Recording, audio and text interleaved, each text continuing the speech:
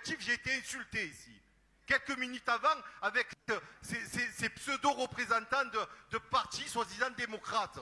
Et vous me dites calmez-vous, mais encore heureux que je m'énerve qu'avec la voix. Non, alors ce que je veux vous dire, non madame, ça ne sera pas le cas. Je vous demande de respecter mon propos, quelle que soit l'intonation que je lui donne. Ok? Parce qu'il témoigne de mécontentement et d'une injustice grave, ce qui se passe ici. D'accord? Alors que vous, les DEN vous dérangent, les mosquées vous dérangent, les musulmans vous dérangent, vous voulez quoi? Vous voulez faire quoi? Expliquez-nous, c'est quoi la solution?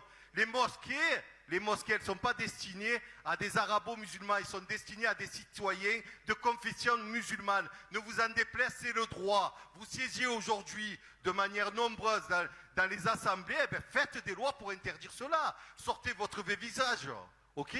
Sortez votre masque de fascistes et de racistes. Parce qu'ici, les choses sont consignées. Ici, les choses sont consignées. Ne vous en déplaise, on se battra avec le droit français. Et c'est notre droit. Alors, si vous ne voulez pas des musulmans en Europe, il ne fallait pas coloniser le reste, ok? Ce qui se passe aujourd'hui, non mais, bien sûr, parce que vous faites un instantané. Vous croyez qu'on est venu faire quoi ici? Nous promener? On a dit, il y a de la lumière, on va venir en Europe? Mais qui c'est qui est venu tout chambouler dans tous ces pays d'origine? Alors vos leçons, vous les gardez. Moi, je vous invite à mesurer vos propos dès à présent concernant la communauté musulmane. Et Madame le maire, s'il vous plaît, Madame le maire, s'il vous plaît, il serait judicieux de ne plus laisser ces propos passer. Ok? Parce que les musulmans, c'est des gens qui sont dignes de confiance et de tout ce qui s'ensuit. Et accuser sans filigrane les islamistes, mais vous voulez quoi? Des mosquées, vous dites des mosquées islamistes, vous voulez quoi? Des mosquées bouddhistes? Vous jouez sur les mots, mais vous voulez quoi? Vous en avez trouvé un de terroriste dans les mosquées? Alors arrêtez un peu vos conneries, arrêtez un peu de dire des conneries, arrêtez avec votre fonds de commerce, vos propos là, vos démonstrations, faites-les chez vous, dans vos partis, dans vos permanences, venez pas nous faire caguer ici avec votre idéologie. Il a dit les mots, hein. Que voulez-vous dire de plus? D'ailleurs, je ne connaissais pas ce monsieur. Si quelqu'un le connaît, mettez-moi dans les commentaires, dites-moi qui c'est. Je l'ai trouvé extraordinaire. Il a dit les mosquées ne sont pas destinées à des arabo-musulmans. Elles sont destinées à des citoyens français de confession musulmane. C'est juste un rappel du droit fondamental qu'il a fait. Rien de plus, rien de moins. La liberté de culte est une garantie constitutionnelle. Elle ne devrait pas être soumise aux caprices des racistes. Et vous regardez, en plus j'ai adoré parce qu'après, ils pointent bien leur hypocrisie historique. Hein. Il leur dit en face, hein, il leur dit la vérité. Si vous ne voulez pas des étrangers chez vous, il ne fallait pas venir foutre le souk chez nous.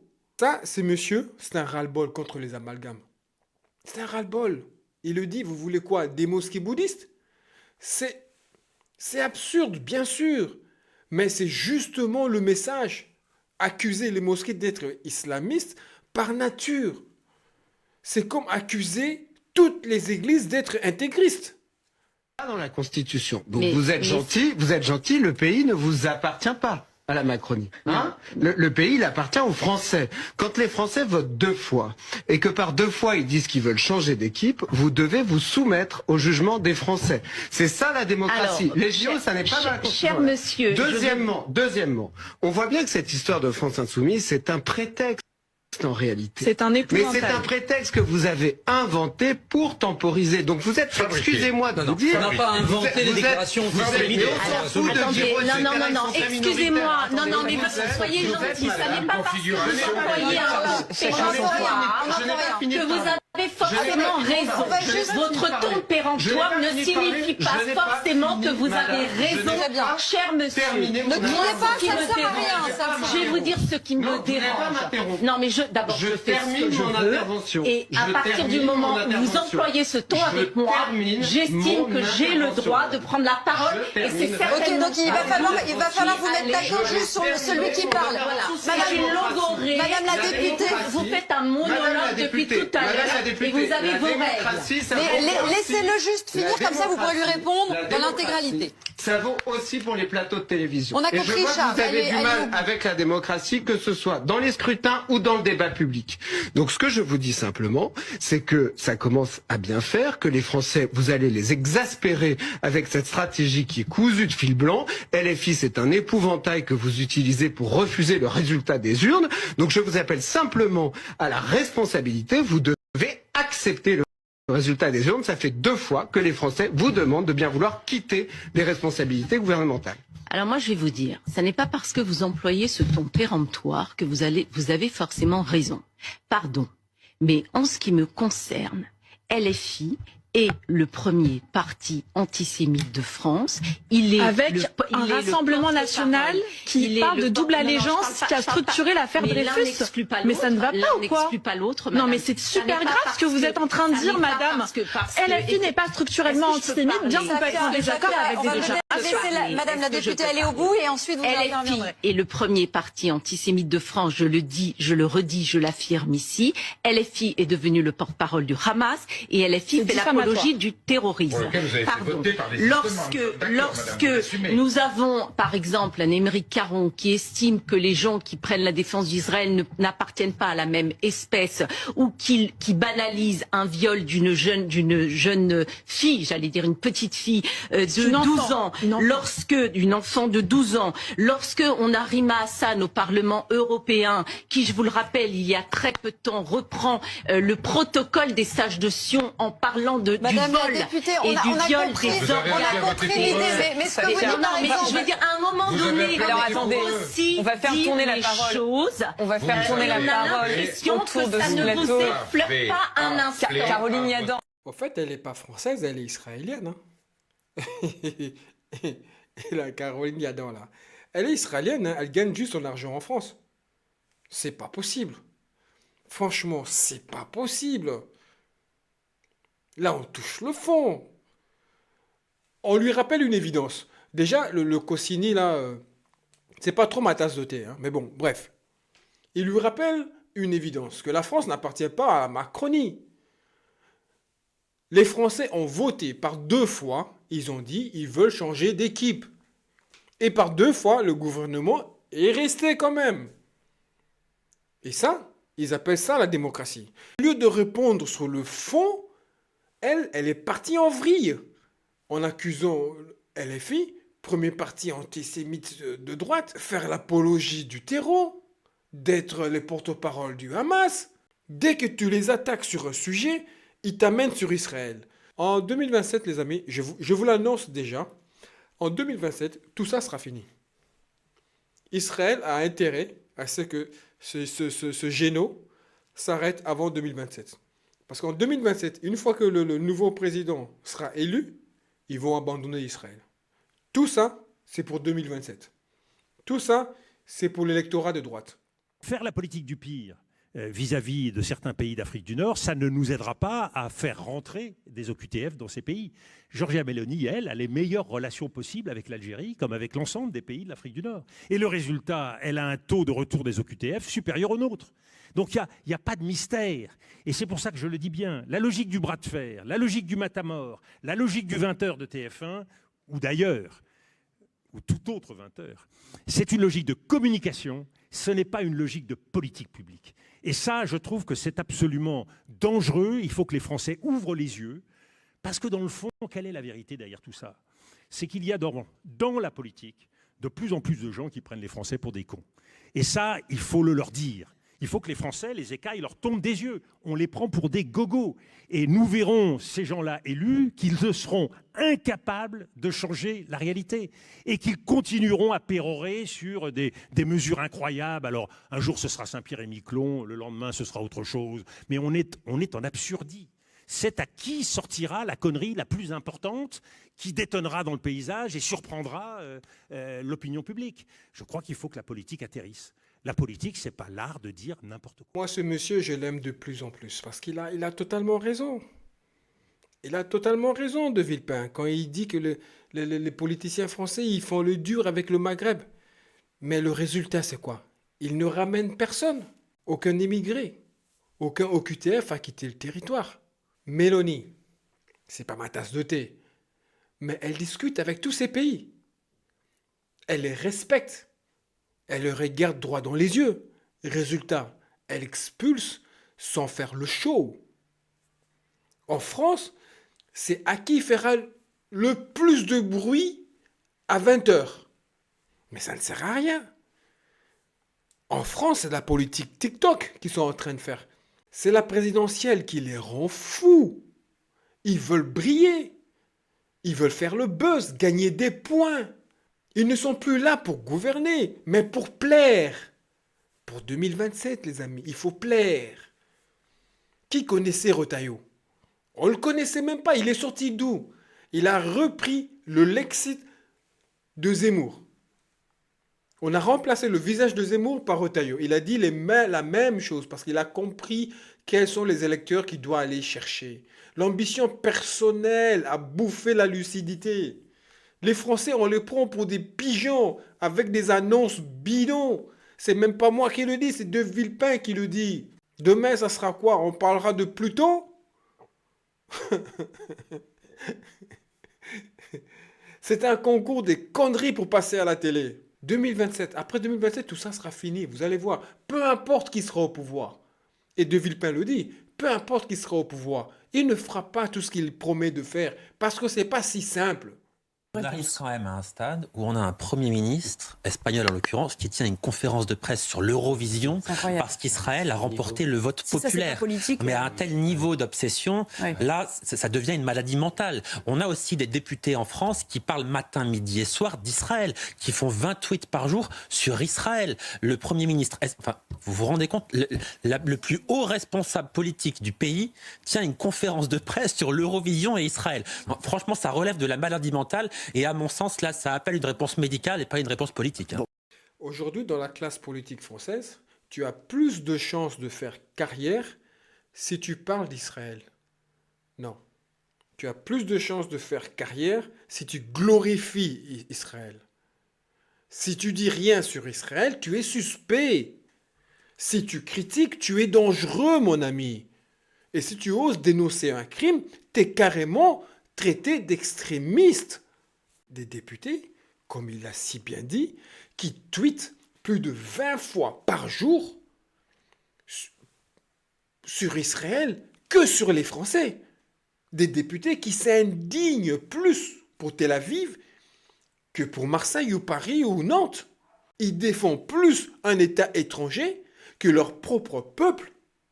Israël est devenu un sujet sacré qu'il faut toujours glorifier, qu'il faut toujours faire une allégeance officielle. Situation humanitaire, des plans militaires, politiques du Premier ministre israélien. Mais d'abord, une question plus générale. Comment est-ce que vous qualifieriez, vous, l'ancien ministre des Affaires étrangères, on sait que les mots comptent dans la diplomatie, comment est-ce que vous qualifieriez la situation aujourd'hui à Gaza? Je trouve que ce qui s'y passe est effrayant, désastreux pour tout le monde, mais désastreux aussi pour Israël. Nous sommes dans une logique de guerre sans fin. Finalement, Netanyahou a inventé un concept, la guerre perpétuelle, qui est dramatique pour tout le monde, mais à mon avis aussi pour Israël pour l'avenir. Parce que ce pays s'isole, ce pays que l'on imaginait, que l'on croyait, et moi j'y crois toujours, comme porteur de valeurs démocratiques, comme respectueux du droit, fait l'inverse de ce qui fait son histoire. Et quand un peuple, le peuple palestinien, n'a pas de destin, n'a pas de perspective, n'a pas de possibilité de projet, alors il risque de se retourner de nouveau vers la violence. Et ce qui se passe là, c'est de l'éviction d'un territoire, d'une population. Alors il y a des mots historiques que je ne vais pas prononcer. L'ONU parle d'un nettoyage ethnique. Ça rapproche. Donc c'est parfaitement inacceptable. Le fait que ce pays, l'Israël, ne reconnaisse plus le droit humanitaire, le droit de la guerre, qu'on joue de la famine comme arme, c'est pas possible. Autant il fallait être solidaire d'Israël dans sa posture de légitime défense, après le pogrom du 7 octobre, autant là, il faut combattre ce qui se passe. Et j'observe, mais on ne pourra pas avancer devant la multiplicité des morts, des enfants, des gens qui sont tués, des gens qui sont affamés, des gens qui la sécurité sanitaire n'est plus assurée, on ne livre plus d'eau. Bref, c'est horrible. Sur ce point, juste avant de parler notamment de la situation aux États-Unis et de cette vague populiste en Europe, Israël a annoncé la reprise de cette aide humanitaire. Mais oui, ce qui est dit, c'est que tout à l'heure, c'est que ce n'est pas suffisant. C'est-à-dire qu'au fond, ça a été fait sous la pression des partenaires occidentaux, sous la du gouvernement pression israélien. de l'opinion internationale qui est scandalisée de ce qui s'y passe. Et ça a été fait tout à l'heure. Il faut voir la réalité. C'est arrêté depuis le 2 mars. Depuis le 2 mars, 2 millions de personnes n'ont plus aucune aide humanitaire, aucune aide sanitaire, sont assoiffés, ne savent plus où aller, et en plus sont bombardés. Tous ces gens-là, c'était des soutiens d'Israël. Tous ces gens-là.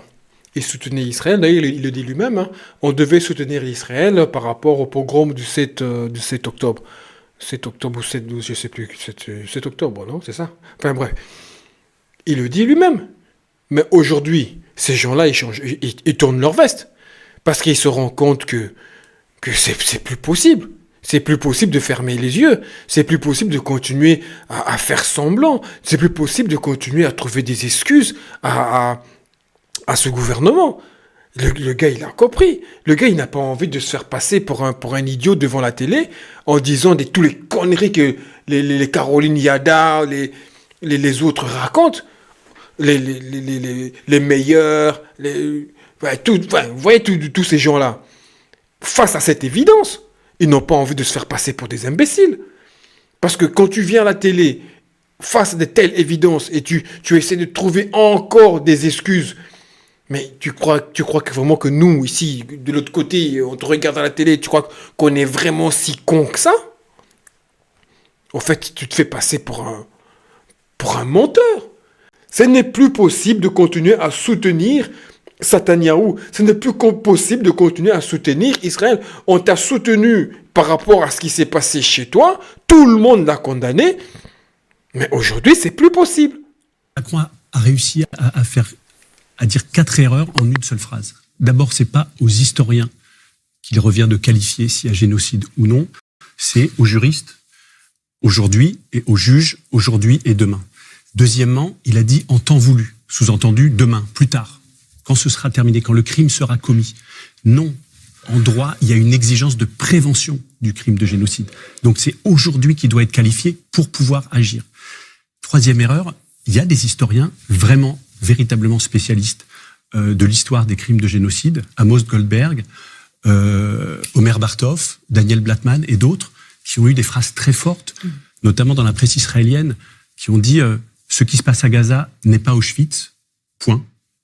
Et pourtant, c'est bien un crime de génocide. Et puis, dernière erreur, c'est bien en tant que chef d'État qu'il devrait pouvoir, à minima, dire qu'il y a risque plausible et intention pour pouvoir précisément prévenir, agir avant que ça ne soit commis ou pour limiter le nombre de victimes, comme l'a dit Mathilde. Guerre d'éradication. Je dis guerre d'éradication, je dis nettoyage ethnique. Je dis guerre d'éradication parce que ça me semble intéressant d'utiliser précisément le mot qu'utilise Benjamin Netanyahou depuis le dimanche 8 octobre au matin. Éradication du Hamas, une guerre pour éradiquer le Hamas. Éradiquer, ça veut dire déraciner, enlever la racine.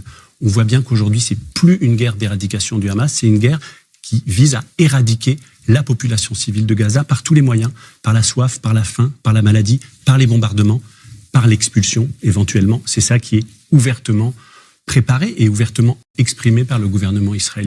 Donc voilà, rappelez-vous dans l'interview de Macron. Macron, il avait dit quoi? Je l'ai mis, allez voir si vous ne l'avez pas vu. Là, juste la dernière vidéo avant celle-ci, je la mettrai là ou là. Vous la verrez à la fin de la vidéo.